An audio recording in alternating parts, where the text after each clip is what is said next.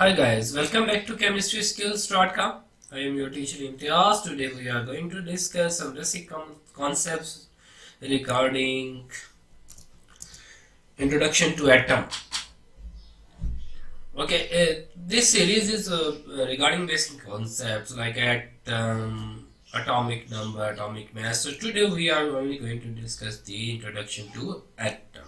Okay, I know most of you know about what is atom, but for the beginners it's important to have a little bit idea regarding the atom. Okay, so today's lesson will contain our discussion points will be number one, definition of atom, number two, evidence of atom, number three, history of atom, and number four, the John Dalton's theory regarding atom. So stay with me till the end of this video, so that at the end of video you will be able to define atom easily. You will be able to discuss evidence of atom, brief history of atom, and John Dalton's theory.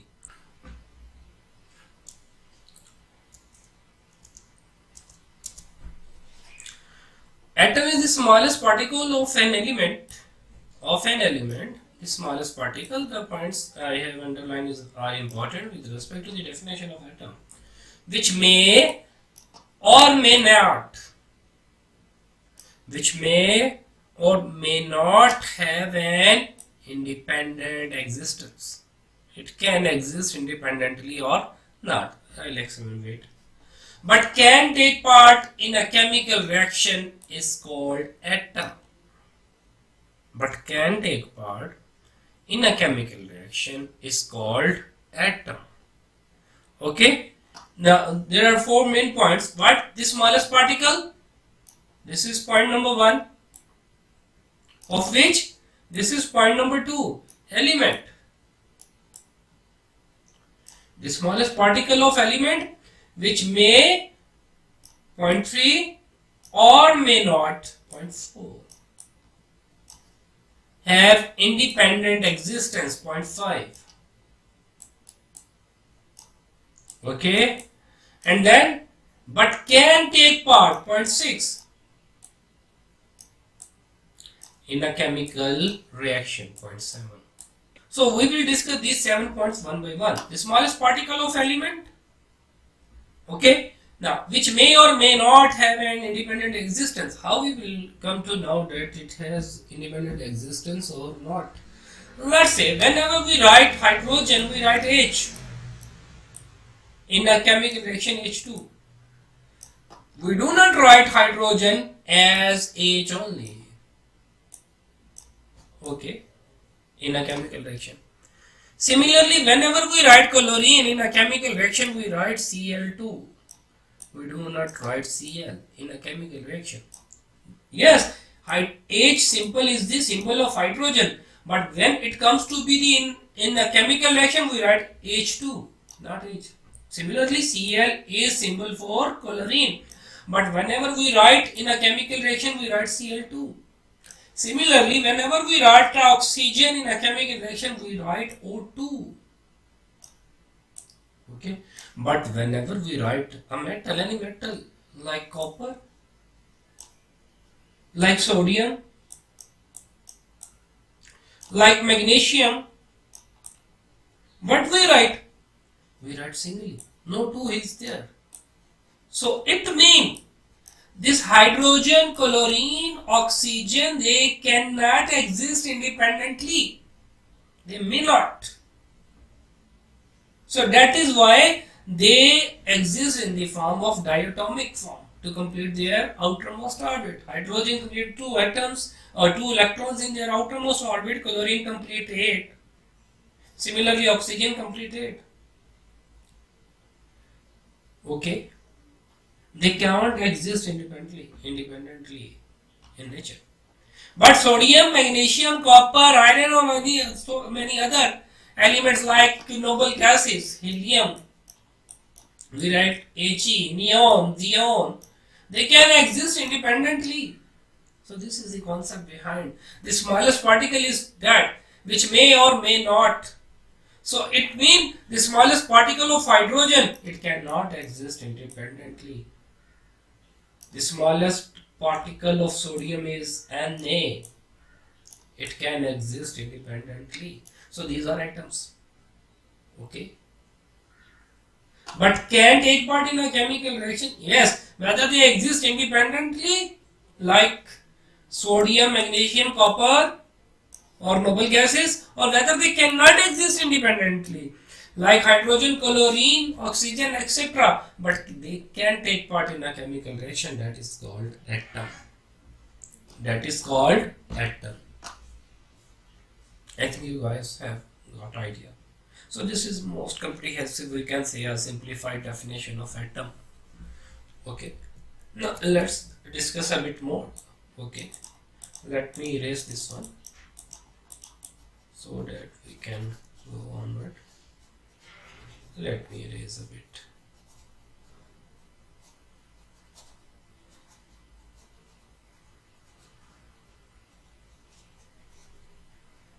Okay. Now there are some more facts regarding the atom. Smallest particle, what I have discussed in example, the smallest particle of hydrogen which does not exist independently is called atom of hydrogen. Whereas the smallest particle of helium which can exist independently, as I have discussed with the examples earlier, is called atom of helium, which exists independently is called atom of helium. Am I right? Similarly, we know that there are some facts regarding the atom. The atoms are represented by the symbols of their elements. Like if element is hydrogen, its atom will be represented by He, H. Okay. If element is chlorine, it is represented by Cl. Okay. If element is sodium, its atom will be represented by Na.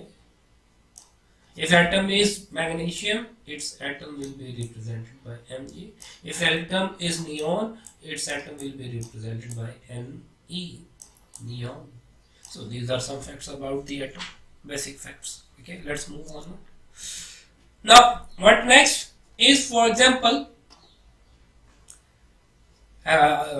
same thing I have discussed. Hydrogen is represented by H and that of helium by He. Okay. Now there are some other facts regarding the atom. But the atom is composed of many subatomic particles. Okay. The most common of those are you guys. I know you guys know those are electrons, protons, and neutrons, neutrino, antineutrino, etc. And you know more than 100 fundamental particles are thought to be exist in atom. But we only discuss electron, protons, and neutrons most abundantly because their roles, their physical and chemical properties are mainly depends upon electron, protons, and neutrons. Okay. Now there are some different roles of different scientists regarding the concept of atom. Now one of the main role I am going to discuss today is the role of John Berzelius. Okay. But John Berzelius, a Swedish chemist, determined the weights of elements. Okay, when in the late 18th century, he determined the weights of elements through some physical methods. Okay, because the science was not advanced at that particular time. We did not have very advanced equipments and apparatuses. But still he was able to find out the atomic masses of certain elements at that time, which are very near to the advanced one we have found through different equipments and apparatus. Okay, so it was the important role of J. Berzelius in the development of concept of atom. Okay, like the value of atomic weight determined by him are close to the modern values. Okay, as I have told you, and most importantly, he also developed the system of giving symbols to the elements. No, we are only going to discuss brief introduction regarding the evidence. After we are not going to go in depth studies. Okay, so the smaller objects are very difficult to visualize. Okay, particularly those which have the wavelength smaller than visible light. Okay, like atoms. So what we do, we use electron microscopes as a medium or tool that can be used to visualize an atom or to some extent. Oh, here is one of the electron microscope. You can see here is one of the electron microscope. There are different types of electron microscopes are available. Okay, so it means the objects which have size smaller than the visible light wavelength, they cannot be visualized through naked eye.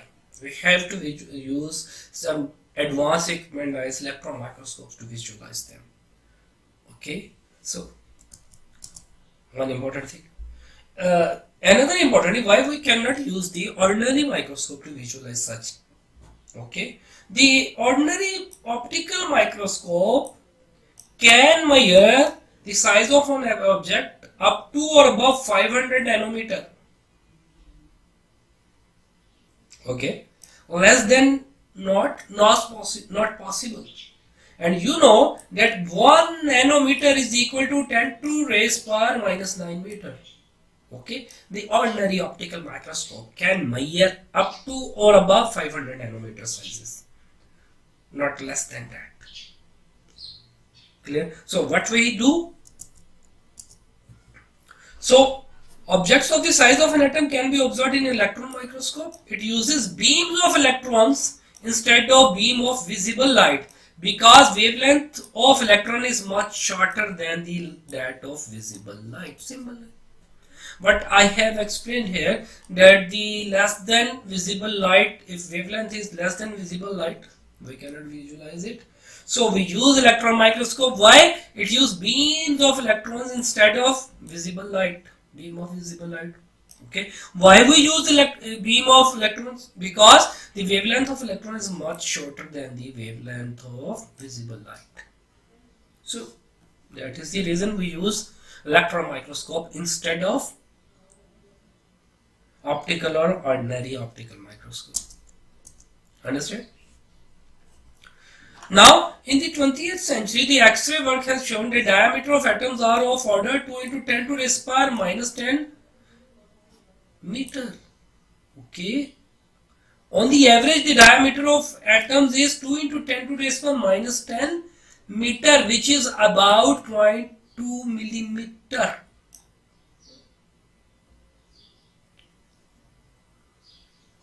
Okay.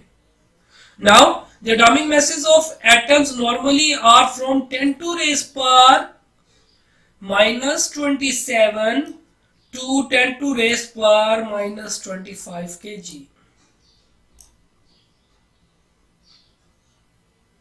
Okay. These are the ranges of atomic masses, and they are often expressed in atomic mass unit AMU, where one AMU is equal to 1.661 into 10 to raise power minus 27 kg. So this is the unit we use to express the masses of atoms normally, atomic mass unit. Okay, I will discuss in some other lesson regarding the atomic mass unit, atomic masses. So this is important information regarding the evidence of atom. Okay. Now, I would like to give you an idea how much, what is the size or how many atoms can be there in a particular place. Let's say if you use a full stop on your notebook, like this I use here. Like this I use a full stop here. The full stop on the notebook may contain up to 2 million atoms. Or maybe more sometime. A full stop only. Now you can have idea about the size of the atom. Understand? So guys, let's move towards a brief history of atom. The history of atom actually starts from the Greeks. Okay. They have their own way of thinking and reasoning, the Greeks. So initially, according to Greek philosophers, matter is composed of very small particles which cannot be further divided. It has been told by the Greeks that these small particles, with which the matter is composed of, cannot be further divided. Okay, which is false nowadays, but that was the concept of Greek philosopher, and the base of this concept was given by Democritus, this man. Okay, their Greek philosophers' concept was based upon the Democritus. Okay, name these particles because he named these particles atoms from the Greek word which is atomos. Atomos mean indivisible. That is why Greeks told that this cannot be divided. Atomos mean indivisible. But the idea of Greek philosophers were not experimental based, only theoretical. But a big role they have played in developing the concept and the understanding regarding the atom. Okay. Now, in the late 17th century, the quantitative analysis of many substances disclosed that they are composed of few elements. Now, in the late 17th century, we have started to do quantitative analysis like J. Berzelius. I told you, the late 17th and 18th century, in the late 18th century, Berzelius started to do some qualitative as well as quantitative analysis. So, in the late 17th century, quantitative analysis have revealed that substances are composed of elements. Okay. And it was also investigated at how elements combine to form compounds, how compounds could be broken down into their constituent elements. That happened in the 17th, 18th and early 19th centuries. Okay, 17th, 18th and early 19th centuries. Clear? So, let's move towards next. Another important role played by in the concept of atom from John Dalton's atomic theory. Okay, who was John Dalton?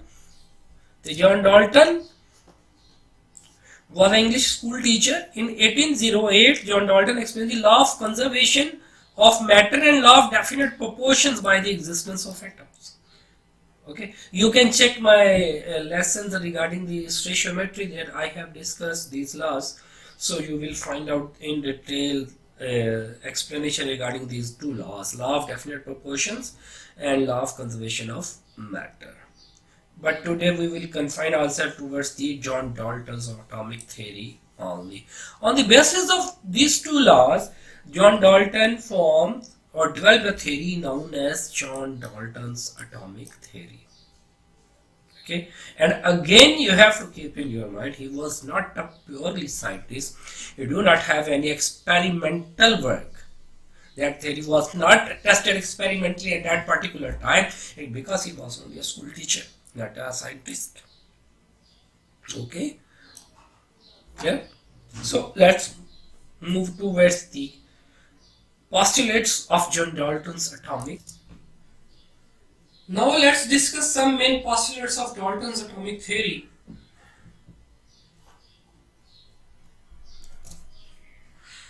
The number one postulate is all substances are made up of particles called atom. That is the first, you can say, postulate of Dalton's atomic theory. Okay, all substances are made up of particles called atoms. Number two, all the atoms of an element are like in properties including their masses. All the atoms of elements are identical. It means if we have a particular element, their all atoms have same masses. Okay, because they are alike. So this, to some extent, he was right at that time because there was no concept of isotopes at that particular time. Next, atoms of given element are different from atoms of any other element. Yes, simple. They were different from atoms of any other elements. Yeah, simple. Then atoms of element can combine with each other to form compounds. Yes. Atom combines with each other to form compounds. Now they are different. Like hydrogen atom have only one electron and one proton, no neutron. Okay, but helium atom have two electrons, two protons, and two neutrons. So they are different from each other. And they combine to form compounds. Yes, hydrogen H2 plus O2 will combine with each other to give H2O under some particular conditions. Under particular conditions, we are not going to discuss those conditions particularly here in this particular topic. Okay, so it will form a compound H2O. So he was right. Okay, here he has some issues like they have all same including their masses. No, masses can be different. Like hydrogen, no, we know that hydrogen have three isotopes: protium, deuterium, and tritium. Their masses are different. Okay, hydrogens have protium, deuterium, and tritium. Three isotopes. Protium has mass of 1 AMU, deuterium has mass of 2, and tritium has mass of 3. But on the average, because most of the percentage of hydrogen is protium, so normally we take its mass as 1 AMU, 1.008 AMU, atomic mass unit. But we cannot say all the atoms have same masses to this, as per today's research. Okay. So these are a little bit differences. Okay, now clear, this postulate is clear. The atoms of given are different from atoms of any other element. Clear. Hydrogen, oxygen are different. Helium is different from hydrogen. Atoms of element can combine with each other to form compound like hydrogen, oxygen combine to give water. So let's move towards the last postulate, main postulate of Dalton's atomic theory. What is, during a chemical reactions, what happened? Atom neither created nor destroyed but changed their grouping. What does it mean for?